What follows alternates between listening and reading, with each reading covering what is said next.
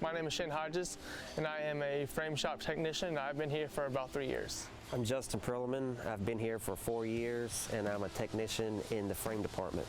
We take a bare frame, put the decks on it, install the H-frames. Our deck is cut in-house, especially made for exactly what we need. There's little air pockets in the deck that allows it to be lighter, more stable. We use aluminum frames because of its lightweight. It lasts forever, it's rigid, and it looks good.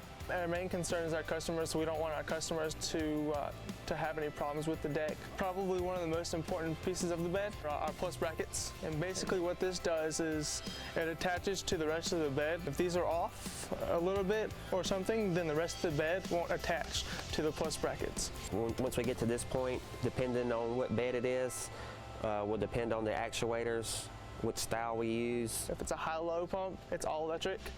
A manual high-low bed is all manual parts, and then a manual electric is a mix of both. So from that we move on to our frame that attaches to the deck. It is installed in-house, it is welded in-house, and all the welds are cleaned. They are checked to make sure that everything is safely put together and making sure that the welds are not going to break. All the parts that we use here, we make in-house. Our components are put together with a nut and bolt system, and the nuts themselves have a Loctite on them, so these bolts will not fall apart unless somebody takes them off. So that really helps our pumps stay on and not have any problems there.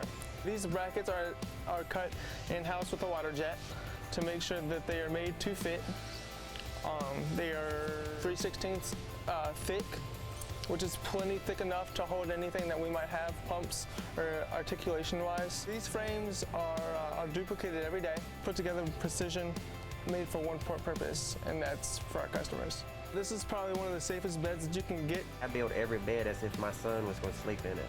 We have the opportunity to make a difference in kids' lives that may have something that we cannot control. So this is our chance to give back, to make a difference in the society.